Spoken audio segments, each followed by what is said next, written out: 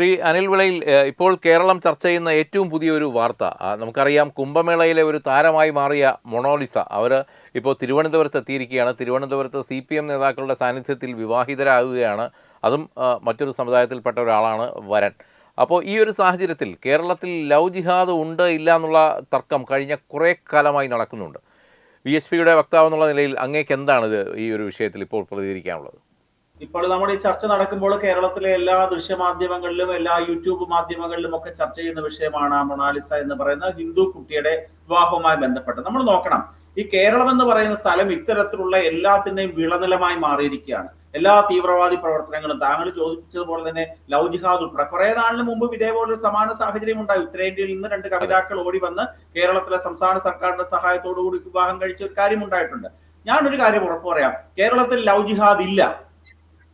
താങ്കൾ കേൾക്കുമ്പോൾ ഞെട്ടുമായിരിക്കും, വിശ്വ ഹിന്ദു പക്ഷത്തിന്റെ ഒരു സംസ്ഥാന കാര്യകർത്താവ് ലവ് ജിഹാദ് ഇല്ല എന്ന് പറയുന്നത് എന്താണ്? ഞാൻ പറയുന്നു ലവ് ജിഹാദ് ഇല്ല.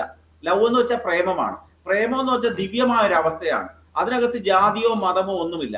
അൺകണ്ടീഷണൽ ആണ്, വ്യവസ്ഥകളില്ല, ഉപാധികളില്ലാത്ത ദിവ്യമായ പരസ്പരമായിട്ടുള്ള ഒരു സ്നേഹത്തിനെയാണ് ലവ് ജിഹാദ് എന്ന് പറയുന്നത്, ലവ് എന്ന് പറയുന്നത്. പക്ഷെ കേരളത്തിൽ ലവ് ജിഹാദേ ഇല്ല, ഭാരതത്തിൽ ലവ് ജിഹാദ് ഇല്ല. ഉള്ളതെല്ലാം എന്താണ്? ട്രാപ്പ് ജിഹാദ് ആണ്. ട്രാപ്പ് ജിഹാദ് വളരെ കൃത്യമാണ്. എന്ന് വെച്ചാൽ തങ്ങളുടെ തങ്ങളുടെ മതത്തിന് സ്വാധീനം കൂട്ടാനും ഏത് മാർഗം ഉപയോഗിച്ചുകൊണ്ടും അന്യമതത്തിലുള്ള ഒരാളിനെ ആ മതത്തിൽ നിന്നും മാറ്റി ഞങ്ങളിലേക്ക് കൊണ്ടെത്തിക്കാനുമുള്ള, അല്ലെങ്കിൽ ഞങ്ങളുടെ മതത്തിന്റെ ഭാഗമായിട്ടുള്ള ജിഹാദിന്റെ രൂപത്തിൽ അവരെ ഉപയോഗിക്കാനും വേണ്ടിയുള്ള ഒരു ആസൂത്രിത ശ്രമമായതുകൊണ്ടാണ് ഞാൻ പറഞ്ഞത് കേരളത്തിൽ നടക്കുന്നതെല്ലാം ട്രാപ്പ് ജിഹാദാണ്. അത് മാധവിക്കുട്ടി മുതൽ ഇന്നത്തെ ഈ സെക്കൻഡിലെ മൊണാലിസ വരെയുള്ള എല്ലാവരും ട്രാപ്പ് ജിഹാദിന്റെ ഇരകളാണ്, അല്ലെങ്കിൽ ഇരകളാകേണ്ടവരാണ്. നിരവധിയായ ഉദാഹരണങ്ങളുണ്ട്. നമുക്കറിയാം, ഈ മാധവിക്കുട്ടിയുടെ കാര്യം തന്നെ നോക്കൂ. ആരാണ്? അബ്ദുൾ സമദ് സമദാനി. വളരെ കൃത്യമാണ്, ഞാൻ തുറന്നു തന്നെ പറയാം, എല്ലാവരും പറഞ്ഞൊരു വസ്തുത തന്നെയാണ്. രാജ്യസഭ ഇപ്പോഴത്തെ MP ആയിട്ടുള്ള അബ്ദുൾ സമദ് സമദാനി പ്രേമം അഭിനയിച്ചുകൊണ്ട് ഗസൽ പാടിക്കൊണ്ട് ആ സ്ത്രീയെ സാധാരണക്കാരെയും ഇച്ചിരി ഒരു എന്താണ് ഒരു സാഹിത്യ മനോഭാവം ഒക്കെ ഉള്ള ഒരു സ്ത്രീയെ ചൂഷണം ചെയ്തുകൊണ്ട് മതം മാറ്റാനുള്ള ആസൂത്രിതമായ ശ്രമം നടത്തി അവിടെ നിന്ന് ഒളിച്ചോടിപ്പോയ ഭീരുവാണ് ഇദ്ദേഹം. അദ്ദേഹം രാഷ്ട്രീയക്കാരനായതുകൊണ്ട് ഒളിച്ചോടിപ്പോയതാണ്. പക്ഷെ സാധാരണക്കാരായ കൗമാരക്കാരായ പെൺകുട്ടികളെ സംബന്ധിച്ചിടത്തോളം എത്രയോ പെൺകുട്ടികളാണ് തിരുവനന്തപുരത്തെ തന്നെ നമുക്കറിയാം, നിമിഷ, ഫാത്തിമ ഉൾപ്പെടെയുള്ള ആൾക്കാരെല്ലാവരും തന്നെ അവരുടെയൊക്കെ അവസ്ഥ നോക്കൂ. പ്രേമിച്ച് വിവാഹം കഴിച്ച് ഒരിടത്ത് സെറ്റിൽ ചെയ്ത് കുടുംബമായി കഴിഞ്ഞുകൊള്ളിട്ട് യാതൊരു എതിർപ്പുമില്ല. പക്ഷെ സിറിയയിലെയും അഫ്ഗാനിസ്ഥാനിലെയും അല്ലെങ്കിൽ അതേപോലെയുള്ള പ്രദേശങ്ങളിലെ തീവ്രവാദി പ്രവർത്തനത്തിന് വേണ്ടി ഈ പെൺകുട്ടികളെ കൊണ്ടുപോയി ചതിക്കുന്നതിനെയാണ് ട്രാപ്പ് ജിഹാദ് എന്ന് പറഞ്ഞിരിക്കുന്നത്. അത് വളരെ അപകടകരമായ ഒരു സാഹചര്യമാണ്. അതുകൊണ്ടാണ് കേരളത്തിൽ ലവ് ജിഹാദ് ഇല്ല, ട്രാപ്പ് ജിഹാദാണ്. ധാരാളം ഉദാഹരണങ്ങളുണ്ട്, ദിനം പ്രതി വന്നുകൊണ്ടിരിക്കുകയാണ്. അത് സംസ്ഥാന സർക്കാർ ഇപ്പൊ അതിനെ ഏറ്റെടുത്തിരിക്കുകയാണ്. കേരളം എന്തോ ഒരു വലിയ സംഭവമാണ്, നിങ്ങൾ ഇവിടേക്ക് വന്നോളൂ, ടൂറിസ്റ്റുകളെ ആകർഷിക്കുന്ന പോലെയാണ്. ഇനി ലവ് ജിഹാദ് ടൂറിസമാണ് കേരളത്തിൽ ഉണ്ടാകാൻ പോകുന്നത്. ലവ് ജിഹാദ് ടൂറിസം ഇന്ന് വരെ മലയാളത്തിൽ ഉണ്ടാവാത്തൊരു വാക്കായിരിക്കും അത്, ലവ് ജിഹാദ് ടൂറിസം അല്ലെ ട്രാപ്പ് ജിഹാദ് ടൂറിസം കേരളത്തിൽ ഉണ്ടാവുകയാണ്. ഇന്ത്യ രാജ്യത്തെ കോടിക്കണക്കിന് വരുന്ന ഏതൊരാൾക്ക് ഇവിടോട്ട് വരൂ, ഞങ്ങളെല്ലാം ഇപ്പൊ ജയ്പൂരിലൊക്കെ ഉണ്ടല്ലോ വെഡിങ് ഡെസ്റ്റിനേഷൻ എന്ന് പറഞ്ഞൊരു കോൺസെപ്റ്റ് ഉണ്ട്. വെഡിങ് ഡെസ്റ്റിനേഷൻ എന്ന് വെച്ചാൽ ജയ്പൂരിലെ സ്ഥലങ്ങളിൽ നല്ല വിവാഹത്തിന് വേണ്ടിയുള്ള, അതേപോലെ തന്നെ കേരളം എന്ന് പറഞ്ഞ ട്രാപ്പ് ജിഹാദ് ഡെസ്റ്റിനേഷൻ ആക്കി മാറ്റാൻ പോവുകയാണ് സംസ്ഥാന സർക്കാർ. നിങ്ങൾ ഇവിടെ വന്നാൽ മതി, ഞങ്ങളുടെ പോലീസിനെയും ഞങ്ങളുടെ സംവിധാനം ഉപയോഗിച്ചുകൊണ്ട്, ഞങ്ങളുടെ DYFI ഉപയോഗിച്ചുകൊണ്ട് ഏത് വിവാഹവും ഞങ്ങൾ നടത്തിത്തരാം. പക്ഷേ ഇതിന്റെ ഒരു ഒരു മറ്റൊരു തലമുണ്ട്. എത്രയോ മാതാപിതാക്കളുടെ കണ്ണീര് ഇതിന്റെ ഭാഗമായിട്ടുണ്ട് എന്നുള്ളതിനെ പറ്റി ഇവർ ചിന്തിക്കുന്നില്ല. ഈ നേതാക്കന്മാരുടെ മക്കളും കൊച്ചുമക്കളും അനന്തരവരും അനന്തരവത്തിമാരും ഒക്കെ ഈ ഇത്തരത്തിലുള്ള ജിഹാദിൽ പെടുമ്പോൾ അവർ വളരെ കയ്യും കാലും അടിച്ച് നമ്മളിലേക്ക് വരാൻ. ഇത് പറയുമ്പോൾ ഞാനിപ്പോൾ നമ്മുടെ ഈ ചർച്ചയ്ക്ക് വരുന്നതിന് തൊട്ട് മുമ്പ് ഒരു Facebook പോസ്റ്റ് കണ്ടത് ഒരു തമാശയ്ക്ക് പറയുകയാണ്.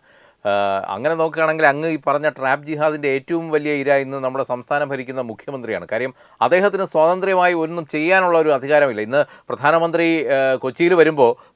കൊച്ചി വരുമ്പോൾ മരുമകനെ വിളിച്ചില്ല എന്നുള്ള ഒറ്റ കാരണം കൊണ്ട് അദ്ദേഹത്തിനും ആ ചടങ്ങിൽ പങ്കെടുക്കാൻ പറ്റാതെ വരികയാണ്.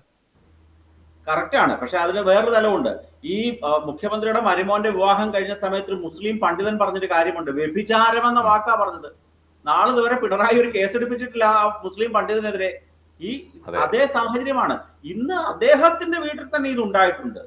അത് അവരൊക്കെ ചിലപ്പോൾ മതമില്ല, ജാതി ഇല്ലെന്നൊക്കെ പറയാം, അത് പോട്ടെ, അത് ഉയർന്ന തലങ്ങളിലുള്ള ആൾക്കാരെ സംബന്ധിച്ച് അവർക്ക് പ്രശ്നമായിരിക്കത്തില്ല. പക്ഷെ സാധാരണക്കാരായ നാട്ടിൻപുറത്തെ ധാരാളം സഖാക്കന്മാര് വ്യക്തിപരമായി നമ്മളെ വിളിക്കാറുണ്ട്. എന്റെ മോള് പോയി, ഒന്ന് സഹായിക്ക്. നമ്മൾ എവിടെ പോയി സഹായിക്കാനാണ്? കേരളത്തിലെ എല്ലാവിധമായ സംവിധാനങ്ങളും ഇവർക്ക് വേണ്ടി വാതിലുകൾ തുറന്നു വെച്ചുകൊണ്ട് സംരക്ഷണം കൊടുക്കുന്നു. ഇവരെ കടത്താൻ പോലീസിനെ ഉപയോഗിക്കുന്നു. അനിൽജി, എന്നിട്ടും ഇവിടെ കേരള സ്റ്റോറിക്കെതിരെ വ്യാപകമായ പ്രതിഷേധമാണ്. ഇപ്പോഴും കേരള സ്റ്റോറി എന്ന് എന്തെങ്കിലും രീതിയിൽ പറഞ്ഞു കഴിഞ്ഞാൽ അതിനെ എതിർക്കുക എന്നുള്ളതാണ്.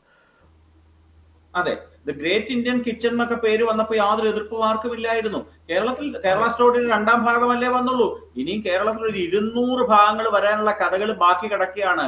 201ാമതായിട്ടോ ഇതുവരെ 200 ഉള്ളൂ. ഇനി മൊണാലിസയുടെ കൂടെ കേട്ടുമ്പോൾ ഒരു ഇന്ത്യൻ സ്റ്റോറി ആയിട്ട് ഇത് മാറാനുള്ള സാഹചര്യം വളരെ കൂടുതലാണ്. അതിന്റെ പശ്ചാത്തലം കേരളമായിരിക്കുമെന്ന് മാത്രമേ ഉള്ളൂ. അല്ല, ഇതില് ഞാൻ ആലോചിക്കുമ്പോൾ വളരെ ടാർഗറ്റഡ് ആയിട്ടാണ് ഈ മൊണോലിസയെ തോന്നുന്നത്. കാര്യം ഹൈന്ദവരുടെ ലോകത്തെ ഏറ്റവും വലിയ ഒരു സമാഗമമായിരുന്നു ഈ കുംഭമേള. അവിടുത്തെ ഒരു താരമായി മാറുന്ന മൊണോലിസ, ആ മൊണോലിസയെ ടാർഗറ്റ് ചെയ്തുകൊണ്ട് ഇത്തരത്തിൽ വരുമ്പോൾ അത് ശരിക്കും ഹൈന്ദവർക്ക് നേരെ തന്നെ ഉയർത്തുന്ന ഒരു വെല്ലുവിളിയായിട്ടാണ് എനിക്ക് പേഴ്സണലായിട്ട് തോന്നിയിട്ടുള്ളത്. അല്ല, നമ്മൾ നോക്കുമ്പോൾ താങ്കൾ പറഞ്ഞത് കറക്റ്റാണ്. പക്ഷെ ഒരു കാര്യം കൂടെ നമ്മൾ നോക്കുക. നമ്മുടെ ഏറ്റവും പ്രധാനപ്പെട്ട പൊങ്കാല ഇപ്പൊ നടന്നു കഴിഞ്ഞു. ആ പൊങ്കാലയുമായി ബന്ധപ്പെട്ട കുടുംബത്തിലെ ഒരു കുട്ടിയായിരുന്നു ആദ്യത്തെ ലവ് ജിഹാദികളിൽ ഒരാൾ കേരളത്തിലെ, അല്ലെന്ന് പറയാൻ സാധിക്കുമോ? അങ്ങനെ ഹിന്ദുത്വവുമായി ബന്ധപ്പെട്ട് ടാർഗറ്റ് ചെയ്ത് കൃത്യമായ പഠനവും കൃത്യമായ രീതിയിലുള്ള കാര്യങ്ങൾ ചെയ്തുകൊണ്ട് തന്നെയാണ് ഈ ട്രാപ്പ് ജിഹാദുകൾ നടക്കുന്നത്. ഞാൻ ലവ് ജിഹാദ് എന്ന വാക്ക് ഉപയോഗിക്കാനേ ആഗ്രഹിക്കുന്നില്ല. ട്രാപ്പ് ജിഹാദുകൾ എല്ലാം നടക്കുന്നത്. നേരത്തെ കഴിഞ്ഞ ദിവസം PC ജോർജിന്റെ മകൻ ഷോൺ ജോർജ് പറഞ്ഞൊരു കാര്യം വളരെ കൃത്യമാണ്. ഇത് വളരെ ടാർഗറ്റഡ് ആണ്. നമ്പൂതിരി പെൺകുട്ടികൾക്ക് ഇത്ര ലക്ഷം രൂപ, നായർ പെൺകുട്ടികൾക്ക് ഇത്ര ലക്ഷം രൂപ, അല്ലെങ്കിൽ ആ ഒരു റേറ്റ് ഫിക്സ് ചെയ്തുകൊണ്ട് ഇതിനു വേണ്ടി ഇറങ്ങിത്തിരിക്കുകയാണ്. ഇന്ന് അതിന്റെ വേറൊരു പതിപ്പ് വരികയാണ്. റോമിയോ ജിഹാദും വരുത്താൻ തുടങ്ങിയിട്ടുണ്ട്. ഹിന്ദുക്കളായിട്ടുള്ള ആൺകുട്ടികളെ കണ്ടുപിടിച്ചുകൊണ്ട് അവരെ തങ്ങളിലേക്ക് കൊണ്ടുവരാൻ വേണ്ടി മുസ്ലിം പെൺകുട്ടികളെ ഉപയോഗിച്ചുകൊണ്ട് റോമിയോ ജിഹാദും വരുന്നുണ്ട്. അന്നേരം മറ്റൊരു തരത്തിലുള്ള ട്രാപ്പ് ജിഹാദാണ്.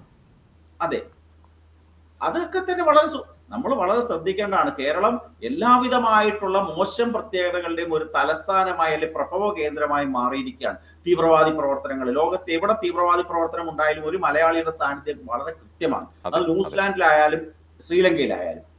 അതേപോലെ തന്നെ ലവ് ജിഹാദിന്റെ ഡെസ്റ്റിനേഷൻ സെന്ററായി കേരളം മാറിക്കഴിഞ്ഞിരിക്കുകയാണ്, ട്രാപ്പ് ജിഹാദിന്റെ. അന്നേരം ഞാൻ ഇത് കറക്റ്റ് ആയിട്ടാണ് പറഞ്ഞത്. കേരളത്തിൽ ലവ് ജിഹാദ് ഇല്ല, കേരളത്തിലുള്ളത് ട്രാപ്പ് ജിഹാദാണ്.